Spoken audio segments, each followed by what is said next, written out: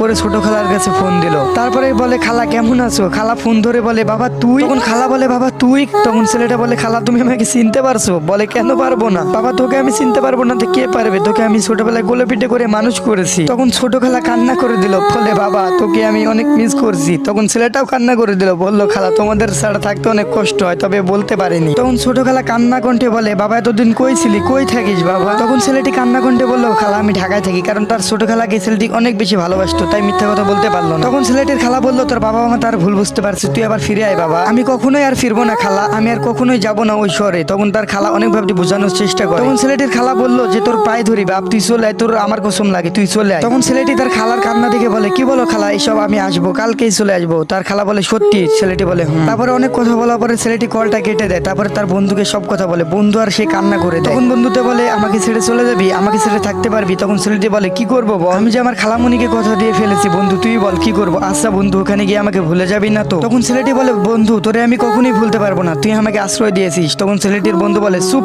একদম চুপ, এইসব কি বলিস? তখন ছেলেটির বন্ধু বলে বন্ধু তুই এখানে গিয়ে সবসময় কল দিবি তো? বন্ধু বলে হ্যাঁ কল দেবো, তুই যখন কল দিবি তোর কল তখনই আমি ধরবো। তখন তার বন্ধুতে বলে যে বাবা মাকে গিয়ে বলতে হবে। তখন আঙ্কেল আন্টির কাছে গিয়ে বন্ধুতে বলে, তখন বন্ধু তার বাবা মাকে বলে তোমাদের দ্বিতীয় ছেলে তোমাদের ভিতর থেকে চলে যাবে। তখন বন্ধুর বাবা মা বলছে এইসব কি বলছিস তুই? তখন বন্ধুর বাবা মাকে বন্ধু সবকিছু খুলে বলে। বন্ধুর বাবা মা ছেলেটিকে জড়িয়ে ধরে কান্না করে দিল, কারণ এই 2টা বছর লালন পালন কিন্তু বন্ধুর বাবা মাই করেছে, কারণ আঙ্কেল আন্টি তাকে তার বাবা মায়ের মতোই ভালোবাসতো, তার জন্য বাবা মায়ের কথা মনে পড়তো না। তখন আঙ্কেল আন্টিও বললো ওখানে গিয়ে কি আমাদেরকে ভুলে যাবা? তখন ছেলেটি বললো না আব্বু আম্মু তোমাদেরকে কখনোই ভুলতে পারবো না আমি। তখন আঙ্কেল আন্টি বললো ওখানেও তো তোমার ফ্যামিলি আছে, যেতেই তো হবে ঠিকই, কিন্তু আমাদের খোঁজ খবর নিবা, কিছুদিন পর পরে ঘুরতে আসবা। ছেলেটি বললো আচ্ছা ঠিক আছে। আচ্ছা তুমি এখন গিয়ে ঘুম পাড়ো রাহিমা, তুমি ঘুম পাড়ো, সকালে তোমাকে ঘুম থেকে তুলে দেওয়া হবে, সকালে তুমি চলে যাবা। ছেলেটি বলে এত সকালে টিকিট কই পাবো আম্মু? তখন বলে তোমার আব্বু সব রেডি করে রাখবে, সমস্যা নাই। তারপরে 2 বন্ধু চলে গেল রুমে, গিয়ে 2 বন্ধু নিজেদের দুঃখ কষ্ট সব ভাগ করতে শুরু করলো। সারা রাত 2 বন্ধু ঘুম পারলো না, আড্ডা গল্প দিল। তখন ছেলেটি সকালবেলায় ঘুম থেকে উঠে রেডি হয়ে রওনা দিল।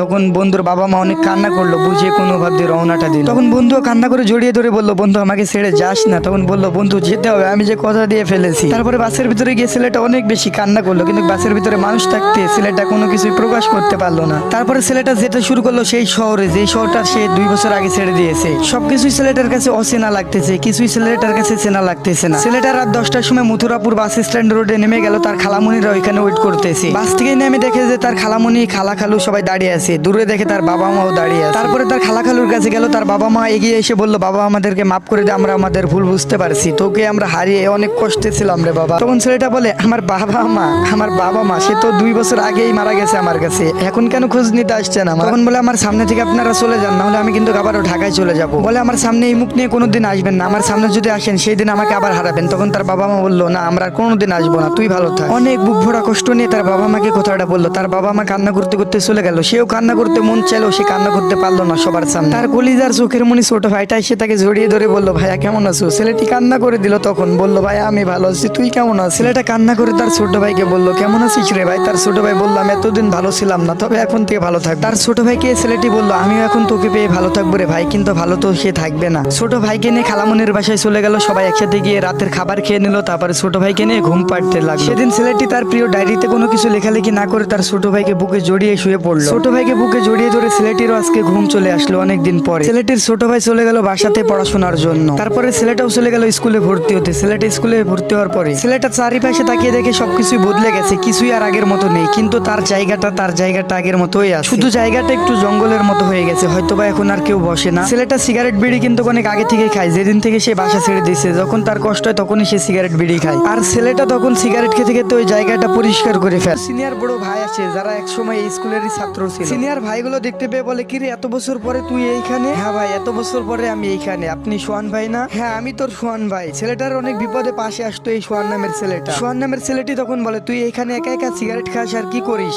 আর সিগারেট খাওয়া কবে থেকে ধরছিস? ছেলেটা বলে এই ভাই তো খাই অনেক আগে থেকে, আর আমার কোনো ফ্রেন্ড নাই তো তাই আমি একা একা থাকতে ভালোবাসি। তখন সোহান নামের ছেলেটি বলে এখন থেকে তুই আমাদের সাথে মিশবি। তখন ছেলেটা বলে ভাই আপনারা তো সিনিয়র, আপনাদের সাথে কি আমার যায়? তখন সোহান বলে কেন যাবে না, তুই তো অনেক বড় হয়ে গেছিস, চেহারাও পাল্টে গেছে। এমন করে আরো একটা বছর পার করে দিল, নতুন গ্যাংয়ে জয়েন্ট হয়ে ছেলেটা আরো মারামারি গাঞ্জা মদ সিগারেট এইসব খাতে হলো। সোহান ছিল একজন মাফিয়া গ্যাংয়ের লিডার। ছেলেটিও সোহানের সাথে থেকে থেকে অনেক বেশি খারাপ হয়ে গেল, অনেক খারাপ ভয়ঙ্কর ছেলে হয়ে গেল। কিন্তু সোহান কখনোই ছেলেটাকে সিগারেট মদ এইসব খেতে দিতে চাইতো না। ছেলেটা বলতো ভাই একটু খায় না, এমন করতে করতে ছেলেটা অনেক বড় নেশাখোর হয়ে যায়। এমন এমন করে কাটতে লাগলো দিনগুলো। সামনে এসএসসি এক্সাম আসলো। তারপরে ছেলেটা এসএসসি এক্সাম সারা করে। এসএসসি এক্সাম সারা করার পরে আবার সেই টিমে জয়েন করে আবারও সেই আগের মতো কাজ কারবার করে বেড়ায়। আর এই টিমে কয়জন ছিল আপনারা খুব ভালো করে জানেন। কতটা তাকে ভালোবাসতো, ছেলেটাকে কতটা সবাই ভালোবাসতো সেটাও জানেন, গল্পের শুরুতে জেনে গেছেন। এবার আসা যাক একটু ভালোবাসার কাহিনী নিয়ে। এতক্ষণ ধরে তো আমি ছেলেটা করতেছিলাম, ছেলেটার নামই তো আপনাদেরকে বলা হয়নি, এই গল্পের নায়কের নামই তো বলা হয়নি। সমস্যা নাই, এই গল্পের ভিতরে আপনারা জেনে যাবেন যে গল্পের নায়কের নাম কি। সে তাদের গ্যাংকে নিয়ে মারামারি করে রাতে অনেক নেশা পানি করে বাসায় ফিরে তার খালামণি বলে কি হয়েছে,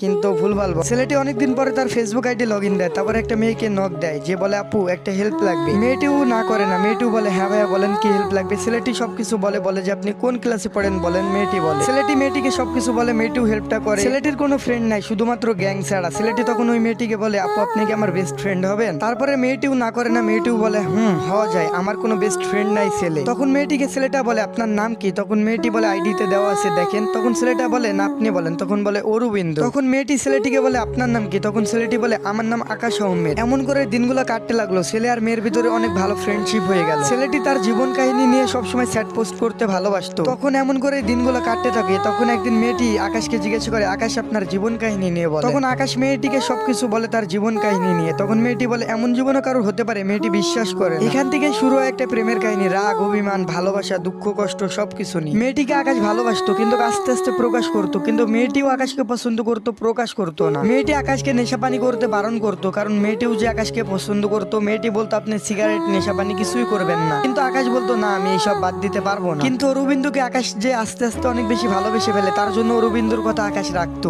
একদিন অরবিন্দু আকাশকে বলে উঠে যে আপনাকে বাসায় ফিরে যেতে হবে। আকাশ বলে না আমি ওই বাসায় কোনোদিনই ফিরবো না। অরবিন্দু তখন আকাশকে বলে আমার কসম লাগে, আপনি যদি বাসায় না যান তাহলে আমার কসম লাগে, এখন বাকিটা আপনার ইচ্ছা। কিন্তু আকাশ তখন ভেবে পায় না যে অরবিন্দুকে কি বলবে। অরবিন্দু তো কসম কেটে বসলো, কিন্তু আকাশ বলল হ্যাঁ আমি রাজি, কালকেই চলে যাব। আকাশ পরের দিন বিকেলে চলে আসে বাসাতে, কারণ অরবিন্দুকে যে কোনো মূল্যে আকাশের লাগবে। এমন করে হাজারো প্রমিস কাটায় অরবিন্দু আকাশকে দিয়ে। আকাশ অরবিন্দুর প্রত্যেকটা কথাই রাখতো, কিন্তু অরবিন্দুর কাছে স্বীকার কাটতো না, কারণ অরবিন্দুকে রাগাতে আকাশের অনেক বেশি ভালো লাগতো। কিন্তু অরবিন্দু জানতো না আকাশ তার সব কথাই শুনে চলে। একদিন আকাশের বড় খালার ছেলে বড় ভাই আকাশের বাড়িতে চলে আসে। তখন তার খালাতো ভাই বলে কিরে কার সাথে মেসেজ করিস, তুই না কোনো মেয়ের সাথে কথা বলিস না, এখন কার সাথে কথা বলতেছিস। তখন আকাশ বলে ভাই আমার অতীত জেনে একটা মেয়ে আমাকে ভালোবেসেছে, আমিও তাকে অনেক বেশি ভালোবেসে ফেলেছি। তখন তার ভাইকে বলে ভাই যে কোনো মূল্যে সেই মেয়েটাকে আমার লাগবে, কারণ যে আমার অতীত জেনে ভালোবাসে, যে আমার সব সময় বিপদে পাশে থাকে, সে তো আমার সারা জীবন আগলে রাখবে। তখন আকাশের খালাতো ভাই বলে একদম ঠিক কথা বলেছি। তখন মেয়েটিকে আকাশের খালাতো ভাই সবকিছু বলে আকাশের অতীত সম্পর্কে। তখন মেয়েটি একেবারে ফুল বিশ্বাস করে নেয়, আর আকাশকে মেয়েটি নিজের জীবনের থেকে বেশি ভালোবেসে ফেলে। হ্যাঁ এটাই হচ্ছে আসল ভালোবাসা। যে অতীত জেনে ভালোবাসতে পারে সে সারা জীবন আগলে রাখতেও পারবে। আকাশ যদি